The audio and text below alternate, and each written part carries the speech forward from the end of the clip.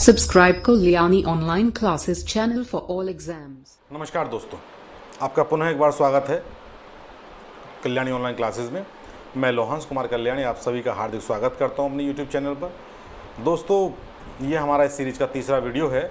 इस वीडियो में भी हम करीब 25 क्वेश्चंस पर हम डिस्कस करने वाले हैं। इससे पहले जो हमारे 2 वीडियो थे जीन प्याजे पर, उस पर भी हम लोग 25 क्वेश्चंस दिए हैं जो विभिन्न राज्यों के टेट की परीक्षाओं में आए हैं और सी टेट की परीक्षा में आए हैं।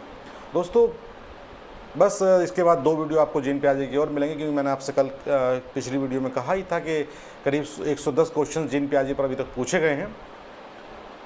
दोस्तों, काफ़ी कमेंट्स आ रहे हैं कुछ साथियों के कि जो असिस्टेंट प्रोफेसर की जो तैयारी चल रही थी एग्ज़ाम की, उसको पुनः एक बार कंटिन्यू कराया जाए। दोस्तों, मैं प्रयास करूँगा मैं जल्दी ही उस चीज़ को आपको शुरू करा सकूँ। सब समय का खेल है, बहुत ज़्यादा समय मैं नहीं निकाल पा रहा हूँ, बस कारण यही है, लेकिन मैं प्रयास करूँगा कि जल्दी उसको हम लोग शुरू कर पाएँ। दोस्तों, ये जो क्वेश्चंस हैं जो टेट की परीक्षा में जीन प्याजे पर आए हैं, जिन पर हम चर्चा पहले किए हैं और जो आगे भी करेंगे, इन क्वेश्चंस को आप नोट डाउन कर लीजिए और बहुत अच्छे क्वेश्चंस हैं। क्वेश्चन को आप एक बार पढ़ लेंगे तो निश्चित तौर पर मुझे नहीं लगता कि जीन प्याजे से कोई भी क्वेश्चन आपका बाहर जा पाएगा। इसके बाद हम जो है ब्रूनर वाइगोस्की वगैरह के जो क्वेश्चंस हैं उनको देखेंगे। तो दोस्तों, बिना कोई देर किए हम शुरू करते हैं अपना आज का वीडियो। लेकिन हाँ, आप ध्यान रखें, अगर मेरे चैनल पर आप नए हैं तो मेरे चैनल को सब्सक्राइब करना ना भूलें, वीडियो को लाइक करें और अधिक से अधिक इसको शेयर करें। जो हमारे साथी हैं, जो हमारे स्टूडेंट हैं, जो तैयारी खासकर यूपी टेट या सी टेट परीक्षा ही कर रहे हैं, उनको भी इस चीज़ का फ़ायदा मिल सके। और हाँ, ध्यान रखिएगा, ऐसा नहीं है ये क्वेश्चन केवल सी टेट या यूपी टेट की परीक्षा में ही आएंगे। ये क्वेश्चंस अलग जो DSSB है या फिर असिस्टेंट प्रोफेसर के लिए ही कोई ना कोई क्वेश्चन हो सकता है कि इसमें से भी रिपीट हो जाए। तो ये हमारे सब्जेक्ट के क्वेश्चंस हैं और आप इन क्वेश्चंस को एक बार ज़रूर देखें और देखने के बाद इनका फ़ायदा लें। तो दोस्तों, बिना कोई देर की आइए शुरू करते हैं अपना आज का ये वीडियो, जो है जीन प्याजे पर पार्ट 3। पहले क्वेश्चन की तरफ बढ़ते हैं। जो हमारा पहला क्वेश्चन है, प्याजे ने संज्ञानात्मक विकास के चरण विकसित किए हैं। दोस्तों, कई बार इस पर चर्चा की जा चुकी है, कितने चरण विकसित किए हैं ये आप लोग जानते ही हैं। जो प्याजे हैं उन्होंने संज्ञानात्मक विकास के 4 चरणों को विकसित किया है। पहला संवेदी गामक अवस्था, दूसरा पूर्व संक्रियात्मक अवस्था, तीसरा है मूर्त संक्रियात्मक अवस्था और चौथा है औपचारिक संक्रियात्मक अवस्था। आइए नेक्स्ट क्वेश्चन की तरफ चलते हैं। रूही 11 महीने की बच्ची है और वह प्रत्येक सफ़ेद तरल वस्तु को दूध कहती है। रूही द्वारा अवधारणा विकास प्रक्रिया का कौन सा प्राकृतिक स्वभाव दिखाया गया है? हमारे ऑप्शंस हैं विश्लेषण, दूसरा ऑप्शन है हमारा अमूर्तीकरण, तीसरा ऑप्शन है सामान्यकरण और चौथा ऑप्शन है हमारा अनुभव। दोस्तों देखिए, ये जो आंसर है इस क्वेश्चन का, पहले बता दें ये क्वेश्चन भी MP टेट की परीक्षा में 2019 में पूछा गया है और इसका जो सही उत्तर है वो ऑप्शन सी है, सामान्यकरण। जो रूही है, जो 11 वर्ष की बच्ची है, जो प्रत्येक सफ़ेद तरल को देखकर मतलब दूध कहती है, ये जो कौन सा प्राकृतिक स्वभाव दिखाया गया है, ये हमारा प्रश्न है, सामान्यकरण का है। देखिए दोस्तों, जो संवेदी अवस्था होती है, संवेदी अवस्था की एक उप अवस्था है गौण, जो स्कीमेटा के समन्वय की अवस्था की जो अवधि होती है वो 8 माह से लेकर 12 माह तक की होती है। और जो बच्चा होता है क्या करता है इस अवस्था के अंदर, कहीं भी पहुंचने के लिए, मतलब किसी भी लक्ष्य पहुंचने के लिए अपने जो पूर्व ज्ञान होता है उसका जो है क्या करता है, उसका प्रयोग करता है। और जो बच्चा सीखा होता है एक परिस्थिति में, दूसरी परिस्थिति में सामान्यकरण करके उस चीज़ को सीखना प्रारंभ कर देता है। इसीलिए जब बच्चे सफ़ेद रंग का, मतलब उसको बताया जाता है कि बेटा दूध है, और उसी चीज़ को देखता है, किसी भी चीज़ सफ़ेद को देखता है तो उसका सामान्यकरण पहले करता है और उसी चीज़ को वो बोलता है कि ये दूध है, जो भी वाइट चीज़ होती है। तो इसका आंसर सामान्यकरण है। थर्ड क्वेश्चन की तरफ बढ़ते हैं। सर्ववाद यह विश्वास है कि जो कुछ भी मौजूद है उसमें किसी प्रकार की चेतना है। निम्नलिखित में से क्या विकास से पूर्व परिचालन स्तर पर बच्चे में सर्वात्मवाद के विचार का वर्णन नहीं करता है? देखिए दोस्तों, सर्वात्मवाद ऑप्शंस देख लेते हैं। ऑप्शन क्या क्या हैं। पहला ऑप्शन है एक बच्चा जो एक कुर्सी से टकराते हुए अपने पैर को चोट पहुंचाता है, खुशी से शरारती कुर्सी को धकेल देगा। ऑप्शन बी है फैंसी ड्रेस प्रतियोगिता के लिए एक बच्चा फायरमैन के रूप में तैयार होता है। ऑप्शन सी है एक ऊंचे पर्वत को पुराना माना जाएगा। और ऑप्शन डी है एक कार जिसे शुरू नहीं किया जाएगा उसे थका या बीमार बताया जाएगा। देखिए दोस्तों, एमपी टेट की परीक्षा 19 में इसको पूछा गया है, इस क्वेश्चन को। देखिए, सर्वात्मवाद की अगर हम बात करें तो इस क्वेश्चन का जो सही उत्तर है बी, फैंसी ड्रेस प्रतियोगिता के लिए एक बच्चा फायरमैन के रूप में तैयार होता है। अब सर्वात्मवाद की बात करें, इसको एनिमिज्म इंग्लिश में बोलते हैं, इसको जीववाद भी इसको कहा जाता है। देखिए, ये जो अवस्था है ये प्राक संक्रियात्मक स्तर की अवस्था है, यह विशेषता है।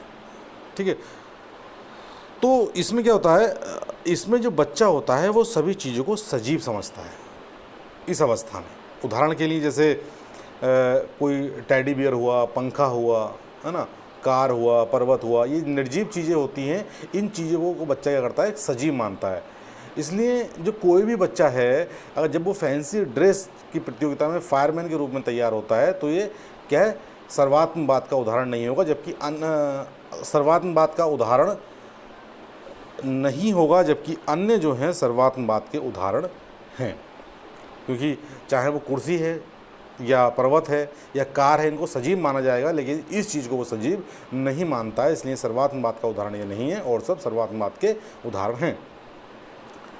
नेक्स्ट, वह शब्द क्या है जिसका उपयोग पियाजे ने शरीर के उन हिस्सों के साथ की गई नकल का वर्णन करने के लिए किया जिन्हें कोई देख नहीं सकता।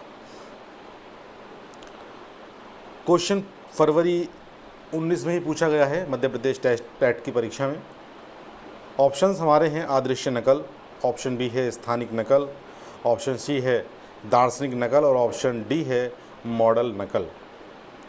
दोस्तों, अगर बात करें इसके उत्तर की तो इसका उत्तर ए है, अदृश्य नकल इसका सही उत्तर है। अब क्यों है, देखिए, जो अदृश्य नकल है इसका जो उपयोग है पियाजे महोदय ने शरीर के उन हिस्सों की नकल करने के लिए या वर्णन करने के लिए प्रयोग किया था जिसे वह देख नहीं सकता, जिसे हम देख नहीं सकते। ठीक, और पियाजे महोदय के अनुसार जो संज्ञानात्मक विकास की जो पहली अवस्था है, जो संवेदी गामक अवस्था है, उसमें अदृश्य नकल, दृश्य नकल, वृत्तीय प्रतिक्रिया या स्थगित नकल जो है, इस प्रकार के बहुत सारे गुण या वस्तु स्थायित्व जैसे बहुत से गुण विकसित हो जाते हैं। इसीलिए जो है अदृश्य नकल इसका सही उत्तर है। अगले प्रश्न की तरफ बढ़ते हैं। संज्ञानात्मक विकास के सेंसरी मोटर चरण में कितने उपचरण होते हैं? बहुत अच्छा क्वेश्चन है दोस्तों। देखिए, अगर हम इसके क्वेश्चन की बात करें, ऑप्शन ए है 7, ऑप्शन बी है 5, ऑप्शन सी है 6 और ऑप्शन डी है 8। दोस्तों, जो इसका सही उत्तर है वो है ऑप्शन सी, 6 चरण होते हैं। जो सेंसरी मोटर स्टेज है, संवेदी गामक अवस्था, इसके जो है 6 चरण हैं, 6 उपचरण हैं, 6 उपचरण हैं इसके। अब कौन कौन से उपचरण हैं? देखिए, पहला है सहज प्रक्रियाओं की अवस्था, जो जन्म से लेकर 30 दिन तक होता है। ठीक, ये सहज प्रक्रियाओं की अवस्था है। दूसरी अवस्था है प्राथमिक वृत्तीय प्रतिक्रियाओं की अवस्था, ये 1 से 4 माह तक होती है। तीसरा जो है इसका गौण वृत्तीय प्रतिक्रियाओं की अवस्था है, ये 4 माह से 6 माह तक होती है। चौथी जो है गौण स्कीमेटा के समन्वय की अवस्था कहलाती है, ये 8 वर्ष से 12 वर्ष तक की होती है। और जो 5वीं है वो तृतीय वृत्तीय प्रतिक्रियाओं की अवस्था है, जो 12 माह से 18 माह तक होती है। और जो छठी जो अवस्था है वो है मानसिक निरंतरता द्वारा नए साधनों की खोज की अवस्था, जो 18 माह से लेकर 24 माह तक होती है। तो कुल मिलाकर इसके 6 उपचरण हैं, जो संवेदी गामक अवस्था है या सेंसरी मोटर स्टेज है। नेक्स्ट क्वेश्चन की तरफ बढ़ते हैं। डैश है मतलब किसके दृष्टिकोण के अनुसार एक स्कीमा में ज्ञान की एक श्रेणी और उस ज्ञान को प्राप्त करने की प्रक्रियाएं दोनों शामिल हैं। ऑप्शंस हमारे हैं दोस्तों, जीन पियाजे, option B Erik Erikson, option B Jerome Bruner और ऑप्शन डी सिगमंड फ्राइड। दोस्तों सही उत्तर जीन पियाजे का है। जो जीन पियाजे महोदय हैं ये कहते हैं कि स्कीमा एक प्रकार का मानसिक संरचना होती है। इन्होंने बताया है कि स्कीमा क्या होता है, एक प्रकार की मानसिक संरचना होती है जिसमें नए अनुभवों को जोड़ा जाता है या नए अनुभवों के आधार पर उसमें संशोधन किया जाता है। ध्यान रखिएगा इसमें स्कीमा के बारे में पिछली वीडियो में हम काफ़ी इस पर चर्चा कर चुके हैं कि क्या है, इसमें नए अनुभवों को जोड़ा जाता है या उनके आधार पर उसमें संशोधन किया जाता है। स्कीमा का जो ज्ञान की जो श्रेणी है जो संसार को समझने और व्याख्या करने में क्या करती है, हमारी अक्सर सहायता करती है। नेक्स्ट क्वेश्चन की तरफ बढ़ते हैं। जिंदगी की शुरुआत में बच्चा किसके द्वारा निर्देशित होता है? 2011 में क्वेश्चन मध्य प्रदेश टेट में पूछा गया है। DSSB में क्वेश्चन रिपीट हुआ है दोस्तों। ऑप्शन ए है परिपक्वता, ऑप्शन बी है सहज ज्ञान, ऑप्शन सी है अधिगम और ऑप्शन डी है इसमें से कोई नहीं। देखिए, ज़िंदगी की शुरुआत में बच्चा किसके द्वारा निर्देशित होता है? सहज ज्ञान के द्वारा बच्चा निर्देशित होता है। ऑप्शन बी इसका ठीक आंसर है। क्यों?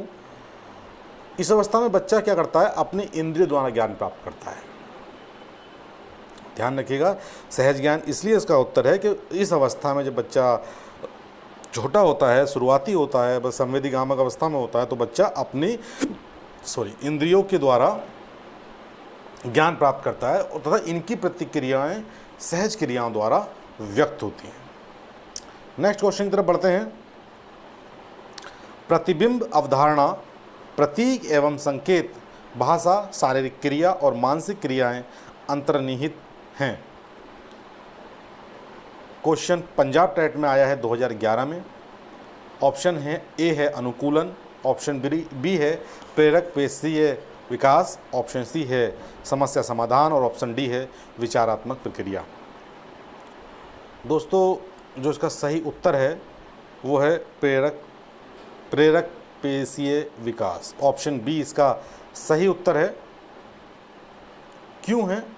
क्योंकि जो जितनी भी चीज़ें होती है, चित्र हुआ, विचार हुआ, प्रतीक हुआ, चिन्ह हुआ, भाषा, ये सब पेशीय गतिविधियाँ तथा मस्तिष्क से जुड़ी हुई जो मोटर तंत्र विकास से जुड़ी हैं, ये सारी चीज़ें, ठीक।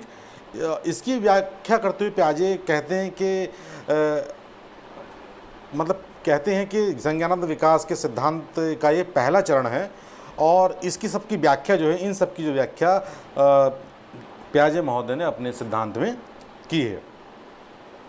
नेक्स्ट क्वेश्चन देखते हैं। रिया कक्षा में पिकनिक तय करने हेतु ऋषभ से सहमत नहीं है। वह सोचती है कि बहुमत को अनुकूल बनाने के लिए नियमों का संशोधन किया जा सकता है। यह सहपाठी विरोध पियाजे के अनुसार निम्नलिखित में से किससे संबंधित है? क्वेश्चन CTET की परीक्षा में सितंबर 2014 में पूछा गया है। क्वेश्चन को एक बार दोबारा पढ़ते हैं। रिया कक्षा में पिकनिक तय करने हेतु ऋषभ से सहमत नहीं है। वह सोचती है कि बहुमत के अनुकूल बनाने के लिए नियमों का संशोधन किया जा सकता है। यह सहपाठी विरोध पियाजे के अनुसार निम्नलिखित में से किससे संबंधित है? ऑप्शंस ए हैं हमारे संज्ञानात्मक अपरिपक्वता, ऑप्शन बी प्रतिक्रिया, ऑप्शन सी सहयोग की नैतिकता और ऑप्शन डी विषमांग नैतिकता। देखिए दोस्तों, इसका जो सही उत्तर है ऑप्शन सी है सहयोग की नैतिकता, इसका सही उत्तर है। क्यों? क्योंकि जो संयोग की जो नैतिकता का जो स्तर है या इस स्तर पर कार्यों की व्याख्या करने की जो है प्रवृत्ति होती है बालक के अंदर। पियाजे कहते हैं कि सहयोग, पारस्परिक निर्भरता तथा विभिन्न दृष्टिकोण के प्रति जागरूकता व्यक्ति को स्वतः नैतिकता के स्तर पर पहुंचाने में सहायक सिद्ध होती है। तो जो सहयोग नैतिकता का परिचय यहाँ पर जो है दिया जाएगा, या जो पियाजे के अनुसार निम्नलिखित में से किससे संबंधित है, ये उसकी पूरी जो कहानी है ये सहयोग नैतिकता की ऊपर आधारित है। अगले क्वेश्चन की तरफ हम बढ़ जाते हैं। पियाजे के सिद्धांत के अनुसार प्रसंक्रियात्मक अवस्था की अवधि है। प्रसंक्रियात्मक अवस्था क्वेश्चन यूपी टेट की परीक्षा नवंबर 2018 में पूछा गया है। देखिए, प्रसंक्रियात्मक अवस्था आपको मालूम ही है कि पियाजे ने 4 अवस्थाएं संज्ञानात्मक विकास की बताई हैं। पहली संवेदीगामक अवस्था है, दूसरी है प्राक संक्रियात्मक अवस्था या पूर्व संक्रियात्मक अवस्था। ये 2 से 7 वर्ष तक बताई गई है। ऑप्शन सी इसका सही उत्तर है। 2 से 7 वर्ष। अगले क्वेश्चन की तरफ बढ़ते हैं। पियाजे के अनुसार संज्ञानात्मक विकास की तृतीय अवस्था निम्न में से कौन सी है? दोस्तों, तृतीय अवस्था आप जानते हैं मूर्त संक्रियात्मक अवस्था है। इस पर व्याख्या करने की आवश्यकता मुझे लगता है नहीं है, काफ़ी हम इन पर चर्चा कर चुके हैं। ये क्वेश्चन था, ये भी नवंबर 18 में पूछा गया था। नेक्स्ट क्वेश्चन की तरफ चलते हैं कि एक बालक काली गाय, काला कुत्ता तथा काली वस्तुओं को देखकर डरने लगता है, इस प्रकार के अनुबंधन में निहित है। ये क्वेश्चन भी नवंबर 2018 में पूछा गया है। ऑप्शन हमारे हैं अनुक्रिया सामान्यकरण, अनुक्रिया अनुबंधन, उद्दीपक सामान्यकरण या उपयुक्त में से कोई भी नहीं। देखिए दोस्तों, एक काली गाय, काला कुत्ता या काली वस्तु को देखकर डरने अगर बच्चा लगता है तो इस प्रकार का अनुबंधन जो है वो उद्दीपक सामान्यकरण कहलाता है। ध्यान रखिएगा, उद्दीपक सामान्यकरण कहलाता है। तो ऑप्शन सी इसका सही उत्तर है। अगले क्वेश्चन को देखते हैं। एक 3 साल का बच्चा बताता है कि दूध बूथ पर एक मशीन द्वारा दूध का उत्पादन होता है। निम्नलिखित में से कौन सा बच्चे की समझ से सबसे अच्छा स्पष्टीकरण प्रदान करता है? अच्छा क्वेश्चन है दोस्तों। एक 3 साल का बच्चा बताता है कि दूध बूथ पर एक मशीन द्वारा दूध का उत्पादन होता है। निम्नलिखित में से कौन सा बच्चे की समझ का सबसे अच्छा स्पष्टीकरण है प्रदान करता है? ऑप्शन ए है बच्चों को दुनिया का बहुत सीमित अनावरणीय ज्ञान है। ऑप्शन बी है बच्चे का जवाब दूध बूथ से दूध खरीदने के अपने अनुभव पर आधारित है। ऑप्शन सी बच्चे ने गाय को कभी नहीं देखा है। और ऑप्शन डी है बच्चे का परिवार बच्चे को प्रेरक वातावरण प्रदान नहीं करता है। ये इसके ऑप्शंस हैं। देखिए दोस्तों, ये सीटेट की परीक्षा में 2018 में क्वेश्चन आया है ये। और यदि इसकी अगर व्याख्या देखें या व्याख्या करें तो 3 साल का बच्चा है अगर वो ये बताता है कि जो दूध बूथ पर जो है दूध मशीन के द्वारा उत्पादित किया जाता है, तो इसका अर्थ है कि बच्चे का जो जवाब है उसके अनुभव पर आधारित है। कि बच्चे ने दूध हमेशा कहाँ से खरीदते देखा है, कहाँ से आते हुए देखा है, दूध बूथ से आते हुए देखा है, तो जो है ये उसके दूध खरीदने का अनुभव है। और अगर जीन पियाजे की बात करें तो 3 साल का बच्चा पूर्व संक्रियात्मक अवस्था में लगभग होता है। और इस अवस्था में बच्चा बिना किसी तार्किक विचार या प्रक्रिया के या वस्तु को मतलब किसी भी तर्क के बिना जो है बच्चा इस चीज़ को स्वीकार कर लेता है। तो इसका जो उत्तर होगा वो ऑप्शन बी ठीक होगा। बच्चे का जवाब दूध बूथ से दूध खरीदने के लिए अपने अनुभव पर आधारित है। नेक्स्ट क्वेश्चन की तरफ बढ़ते हैं। किसी वस्तु के स्थायित्व की अवधारणा पियाजे के डैश विकास के चरण में प्राप्त होती है। देखिए दोस्तों, कई बार हम लोग वस्तु स्थायित्व की बात कर चुके हैं। सीटेट की परीक्षा 2018 में क्वेश्चन पूछा गया है। ऑप्शन ए है संवेदीगामक अवस्था, ऑप्शन बी है पूर्व परिचालन, ऑप्शन सी है मूर्त परिचालन और ऑप्शन डी है औपचारिक परिचालन। देखिए दोस्तों, जो उसका सही उत्तर है वो उत्तर है ए संवेदीगामक अवस्था। संवेदीगामक अवस्था में ही बच्चा क्या होता है, ये जन्म से 2 वर्ष तक की होती है और वस्तु स्थायित्व जो है कहीं ना कहीं बच्चे के अंदर जो वस्तु स्थायित्व है की अवधारणा विकसित होने लगती है। ठीक, तो बालक जो है इस अवस्था में यह जान जाता है कि घटनाएं तथा वस्तुएं तब भी उपस्थित रहती हैं जब हमारे सामने वो नहीं होती हैं। इसकी हम चर्चा बीच कल भी किए थे, एक बार पहले भी किए हैं कि ये इस अवस्था में वस्तु स्थायित्व में क्या होता है कि यह जान लेना कि ये चीज़ जब भी उपस्थित थी जब हम नहीं थे, जब भी उपस्थित रहेगी जब हम नहीं होंगे। तो यही जो क्रिया है क्या कहलाती है, वस्तु स्थायित्व की क्रिया कहलाती है। अगले क्वेश्चन की तरफ बढ़ते हैं। स्वजागरूकता एवं संज्ञानात्मक क्षमताओं का नियंत्रण जैसे योजना बनाना, समीक्षा करना और संशोधन करना इत्यादि में निहित है, अंतर्निहित है। क्वेश्चन पूछा गया है दिसंबर 18 में टेट की परीक्षा में। ऑप्शन ए है केंद्रीकरण, ऑप्शन बी है संज्ञान बोध, ऑप्शन सी है संज्ञान और ऑप्शन डी है समायोजन। दोस्तों जो सही उत्तर है इस क्वेश्चन का वो है संज्ञान बोध। ऑप्शन बी इसका सही उत्तर है। देखिए जो भी चीज़ें हैं, मतलब जैसे कि इसमें स्व जागरूकता की बात की है क्वेश्चन में, संज्ञानात्मक क्षमताओं पर नियंत्रण रखने की बात की है, ठीक है, योजना बनाने की बात की है, समीक्षा करने की बात की, इत्यादि जो चीज़ें हैं, इसके अंतर्गत जो छात्र है विभिन्न संपत्तियों के परस्पर जो संबंधों का अवबोध करता है, नियमों को पहचानता है, समझने का विभिन्न परिस्थितियों में अनुप्रयोग करना, ये इस प्रकार के जो गूढ़ विषय हैं, तथ्यों को समझने की योग्यता बालक इस समय पर विकसित कर लेता है। तो ये जो क्रिया है, ये जो अंतर्निहित होती है संज्ञान बोध के अंदर अंतर्निहित होती है। अगले क्वेश्चन की तरफ बढ़ते हैं। निम्नलिखित में से कौन सा मूर्त संक्रियात्मक अवस्था के प्रमुख कौशलों में से एक है? सीटेट की परीक्षा जुलाई 2019 में इस क्वेश्चन को पूछा गया है। ऑप्शन ए सुरक्षित रखने की योग्यता, ऑप्शन बी परिकल्पित निगमनात्मक तर्क, ऑप्शन सी द्वितीयक वर्तुल प्रतिक्रियाएं, ऑप्शन डी सजीवात्मक चिंतन। दोस्तों मूर्त संक्रियात्मक अवस्था जो रही है वो 7 वर्ष से 11 वर्ष तक इसको मानते हैं, 7 से 11। ध्यान रखिएगा 12 वर्ष में ख़त्म होती है और 11 में ख़त्म होती है, 12 से जो नेक्स्ट अवस्था लग जाती है। इस अवस्था को जो है संरक्षण का सिद्धांत भी कहा जाता है, ध्यान रखिएगा। जो किसी भी प्रमुख कौशल को सुरक्षित रखने की जो योग्यता है, इसे क्या कह सकते हैं हम? संरक्षण का सिद्धांत भी इसको कहा जाता है।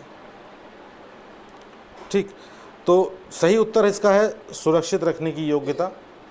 जो सुरक्षित रखने की योग्यता है ये क्या कहलाती है? संरक्षण का सिद्धांत। ध्यान रखिएगा। नेक्स्ट क्वेश्चन को देखते हैं। पियाजे के अनुसार विशिष्ट मनोवैज्ञानिक संरचनाएं अनुभव से सही अर्थ निकालने के व्यवस्थित तरीके को क्या कहा जाता है? Option a schema, option b प्रतिमान, ऑप्शन सी मानसिक मैप और ऑप्शन डी है हमारा मानसिक उपकरण। जुलाई 2019 सीटेट की परीक्षा में इस क्वेश्चन को पूछा गया है।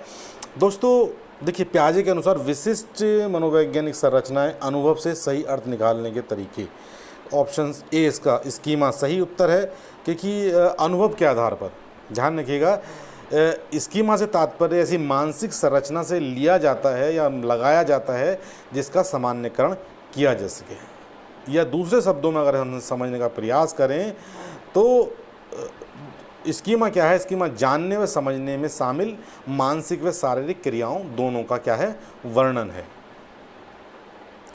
और ये ज्ञान की इस प्रकार की श्रेणी है जो संसार की समझ और व्याख्या में हमारी मदद करती है।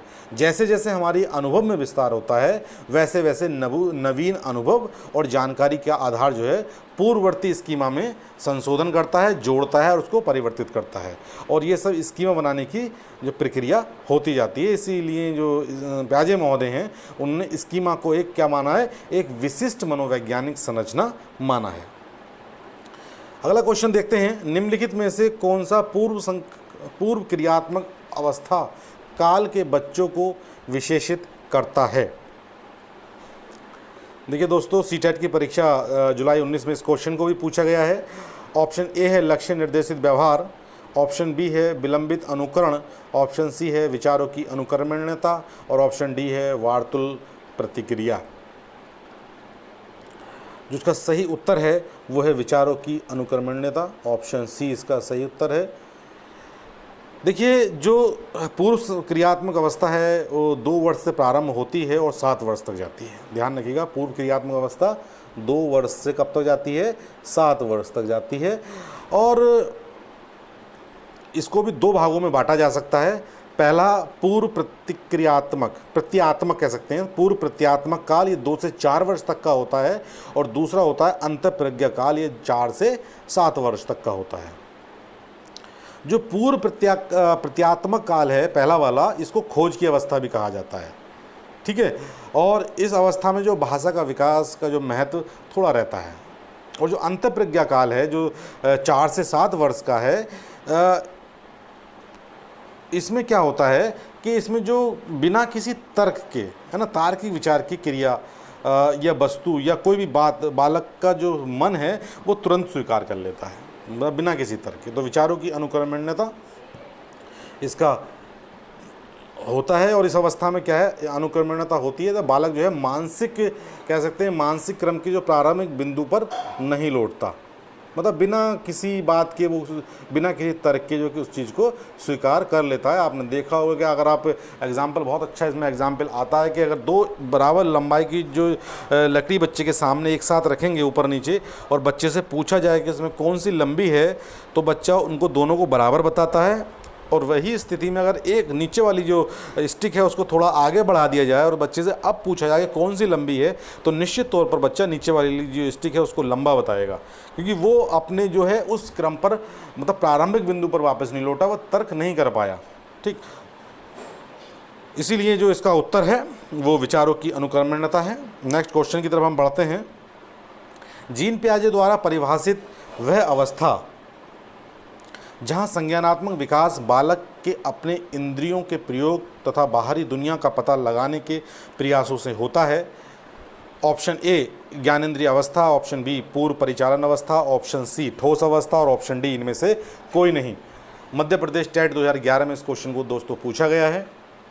इसका सही उत्तर जो है वो है ऑप्शन ए ज्ञानेंद्रिय अवस्था, इसका सही उत्तर है। देखिए, जो जीन पियाजे हैं वो इसको परिभाषित करते हुए कहते हैं कि ज्ञानेंद्रिय अवस्था में संज्ञानात्मक विकास बालक के अपने इंद्रियों के प्रयोग द्वारा बाहरी दुनिया का पता लगाने का प्रयास होता है। मतलब बालक क्या करता है, अपने इंद्रियों के द्वारा जो बाहरी जो दुनिया है, संज्ञानात्मक विकास के द्वारा बाहर की चीज़ों का पता लगाने का प्रयास बालक करता है। ये कहें या ये कह सकते हैं कि ज्ञानेंद्रिय अवस्था में बच्चा अपनी इंद्रियों के अनुभवों तथा उन पर पेशीय कार्य करके जानने और समझने का प्रयास करता है। और यह अवस्था जन्म से 2 वर्ष 0 से 2 वर्ष तक रहती है। नेक्स्ट क्वेश्चन की तरफ बढ़ते हैं। जीन पियाजे के सिद्धांत का प्रमुख प्रस्ताव है कि, सीटेट की परीक्षा 2019 में इस क्वेश्चन को पूछा गया है। बच्चे की सोच वयस्कों से बेहतर होती है। ऑप्शन बी बच्चों की सोच मात्रात्मक रूप में वयस्कों से भिन्न होती है। ऑप्शन सी बच्चों की सोच गुणात्मक रूप से वयस्कों से भिन्न होती है। और ऑप्शन डी है कि बच्चों की सोच वयस्कों से निम्न होती है। तो दोस्तों इसका सही उत्तर ऑप्शन सी है, बच्चों की सोच गुणात्मक रूप से वयस्कों से भिन्न होती है। दोस्तों, जीन पियाजे महोदय ने अपने सिद्धांत में इस बात पर बल दिया है कि बच्चे संसार के बारे में अपनी समझ की रचना, है ना, सक्रिय रूप से करते हैं, अपने समझ के अनुसार चीज़ों को सोचते हैं। और यह माना जा सकता है कि प्रत्येक अवस्था में चिंतन के एक विशिष्ट तरीके से हम परिभाषित उसको कर सकते हैं, बच्चे की सोच को परिभाषित करते हैं। और यह आयु से संबंध रहती है, जो उसका सोच का तरीका रहता है या चिंतन का तरीका रहता है। और यहाँ पर ये याद रखना महत्वपूर्ण हो जाता है कि चिंतन का अलग तरीका है तथा गुणात्मक रूप से भिन्न होती है, ना कि मात्रात्मक रूप से जो सोच होती है। तो जो सही उत्तर है इसका, बच्चे की सोच जो है गुणात्मक रूप से वयस्कों से भिन्न होती है। और यही कारण है कि एक अवस्था से दूसरी अवस्था में जाते ही क्या होती है, उच्च बनती चली जाती है। अगला क्वेश्चन देखते हैं। निम्नलिखित व्यवहारों में से कौन सा जीन पियाजे के द्वारा प्रस्तावित मूर्त संक्रियात्मक अवस्था की विशेषित करता है, अवस्था को विशेषित करता है। सीटेट की परीक्षा 2019 में इस क्वेश्चन को पूछा गया है। दोस्तों, पहला ऑप्शन है हमारा अस्थिगत अनुकरण पदार्थ स्थायित्व। ऑप्शन बी है प्रतीकात्मक खेल विचारों की अनुकरणीयता। ऑप्शन सी परिकल्पित निगमनात्मक तर्क साध्यात्मक विचार। और ऑप्शन डी है संरक्षण कक्ष समावेशन। दोस्तों, सीटेट की परीक्षा 19 में इस क्वेश्चन को पूछा गया है और उसका सही उत्तर है संरक्षण कक्ष संरक्षण कक्ष समावेशन। देखिए, मूर्त संक्रियात्मक जो अवस्था है ये तीसरी अवस्था है, आप सभी जानते हैं 7 से 11 वर्ष तक ये मानी जाती है। और इस अवस्था में जो है 3 जो महत्वपूर्ण संप्रत्य हैं वो विकसित हो जाते हैं। नंबर 1 संरक्षण का सिद्धांत, जिसको प्रिंसिपल ऑफ कंजर्वेशन बोलते हैं। दूसरा है संबंधन रिलेशन, और तीसरा है कक्षा समावेशन या वर्गीकरण। ये 3 मुख्य तत्व हैं, ये जो है इस अवस्था में जो है विकसित हो जाते हैं बालक के अंदर। और जब बालक के अंदर संरक्षण का गुण आ जाता है तो वह समझने लगता है कि किसी वस्तु के आकार में परिवर्तन करना अथवा उस वस्तु के कई हिस्सों में विभाजित कर देने पर भी उस वस्तु के द्रव्यमान पर कोई फर्क नहीं पड़ता है। ध्यान रखिएगा। और इसी प्रकार अगर समावेशन की बात करें तो समावेशन के अंतर्गत वस्तुओं को अनेक गुणों के आधार पर संबंधित कर सकते हैं या वर्गीकृत कर सकते हैं। तो डी इसका सही उत्तर है। नेक्स्ट क्वेश्चन की तरफ हम चलते हैं। जो अगला क्वेश्चन है, बच्चों के संज्ञानात्मक विकास के संदर्भ में निम्नलिखित में से कौन सी प्याजे की संरचना है। क्वेश्चन सीटेट की परीक्षा 2019 में पूछा गया है। ऑप्शन ए संबंध अनुबंधन, ऑप्शन बी प्रबलन, ऑप्शन सी स्कीमा और ऑप्शन डी अवलोकन अधिगम। दोस्तों जो सही उत्तर है इस क्वेश्चन का वो है ऑप्शन सी स्कीमा। बच्चों के संज्ञानात्मक विकास के संदर्भ में निम्नलिखित में से कौन सी प्याजे की संरचना है। तो जो है स्कीमा जो है प्याजे की संरचना है। ध्यान रखिएगा। इसको स्कीम्स या संज्ञानात्मक संरचना, साम्य धारण या संतुलन, समायोजन, आत्मसात्करण, विकेंद्रीकरण आदि की प्याजे के द्वारा दिए गए संज्ञानात्मक विकास के सिद्धांत के मूलभूत भाग हैं। ध्यान रखिएगा। स्कीमा है, स्कीम्स है, संज्ञानात्मक संरचना है, साम्य धारण या संतुलन है, समायोजन है या आत्मकरण है, आत्मसात्करण और विकेंद्रीकरण। नेक्स्ट क्वेश्चन देखते हैं। प्याजे के संज्ञानात्मक विकास के सिद्धांत में निहितार्थ निकालते हुए एक ग्रेड 6 से 8 के शिक्षक को अपनी कक्षा में क्या करना चाहिए। क्वेश्चन दिसंबर 19 में पूछा गया है सीटेट की परीक्षा में। आंसर देखते हैं। पहला आंसर है जो उसका ऑप्शन है, ऐसी समस्याएं प्रस्तुत करनी चाहिए जिसमें तर्क आधारित समाधान की आवश्यकता होती है। ऑप्शन बी है, एक अवधारणा को पढ़ाने के लिए केवल मूर्त सामग्रियों का प्रयोग करना चाहिए। ऑप्शन सी, केवल निर्धारित पाठ्यक्रम पर निर्भर रहना चाहिए। और ऑप्शन डी, तार्किक बहस के प्रयोग को हतोत्साहित करना चाहिए। दोस्तों जो सही उत्तर है इसका वो है ऑप्शन ए, ऐसी समस्याएं प्रस्तुत करनी चाहिए जिसमें तर्क आधारित समाधान की आवश्यकता होती है। क्योंकि प्याजे का मानना है कि बच्चे अपने ज्ञान का निर्माण स्वयं करते हैं। ध्यान रखिएगा। इसलिए करना चाहिए, जो निकालते हुए कक्षा 6 से 8 की अपनी कक्षा में क्या करना चाहिए, उसे टीचर को जो है मतलब ये मानना चाहिए, या प्याजे महोदय मानते हैं कि बच्चे जो है अपने ज्ञान का निर्माण स्वयं करते हैं। इसलिए उनके समक्ष ऐसी परिस्थितियों का निर्माण किया जाए जिसके द्वारा वे स्वयं खोज के अधिगम अनुभव प्राप्त कर सकें। अगले क्वेश्चन को देखते हैं। जीन प्याजे के संज्ञानात्मक विकास के सिद्धांत के अनुसार परिकल्पित निगमनात्मक तर्क किस अवधि में विकसित होता है। दोस्तों क्वेश्चन जो है सीटेट की परीक्षा 19 में पूछा गया है। कई बार हम इस क्वेश्चन पर चर्चा भी कर चुके हैं। ऑप्शन ए पूर्व संक्रियात्मक अवस्था, ऑप्शन बी मूर्त संक्रियात्मक अवस्था, ऑप्शन सी अमूर्त संक्रियात्मक अवस्था और ऑप्शन बी डी है इसका संवेदी चालक अवस्था। तो सही उत्तर इसका है अमूर्त संक्रियात्मक अवस्था, जो लगभग 11 वर्ष से 15 वर्ष की अवस्था तक रहती है। ठीक, इसका यही उत्तर है। नेक्स्ट क्वेश्चन है लास्ट, आत्मसात्करण तथा समायोजन की प्रक्रिया किससे संबंधित है। ध्यान दीजिएगा दोस्तों, जो संज्ञानात्मक विकास या अनुकूलन से संबंधित है, इसका कोई ऑप्शन नहीं है। और यहाँ पर जीन प्याजे द्वारा जो प्रतिपादित संज्ञानात्मक विकास की 2 मुख्य विशेषताएं हैं, उसमें क्या क्या दिया है, एक संगठन और एक अनुकूलन। संगठन से तात्पर्य क्या है, प्रत्यक्षीकृत तथा बौद्धिक सूचनाओं को सार्थक पैटर्न में व्यवस्थित करने से होता है। और अनुकूलन के अंतर्गत क्या होता है, यदि व्यक्ति अपने पूर्व ज्ञान तथा नवीन अनुभवों के मध्य संतुलन स्थापित करता है तो उसे आत्मसात्करण कहते हैं। तो दोस्तों ये आज के हमारे प्रश्न थे। निश्चित तौर पर बहुत अच्छे प्रश्न हैं और मुझे उम्मीद है कि आप लोगों को भी बहुत पसंद आए होंगे। देखिए दोस्तों, वीडियो का सिर्फ उद्देश्य यही है कि आप जो है किसी भी तरह से इस परीक्षा को पास करें, अच्छे से जॉब पाएँ, अच्छे मार्क्स सीटेट यूपीटेट में अर्जित करें, या अन्य स्टेट की परीक्षाएं अगर आप दे रहे हैं या आप वहीं के विद्यार्थी हैं तो आप जो है अच्छे से इस परीक्षा को दें और काफ़ी अच्छे मार्क्स लाएं और जल्दी जल्दी अपने जीवन में आप सेटल हो जाएं। दोस्तों अगले वीडियो में हम कल चर्चा करेंगे।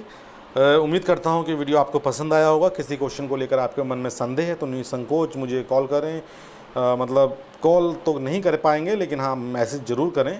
तो दोस्तों फिर मैं एक बार कहना चाहूँगा, अगर आप मेरे चैनल पर नए हैं तो मेरे चैनल को सब्सक्राइब करें, वीडियो को शेयर करें, लाइक करें।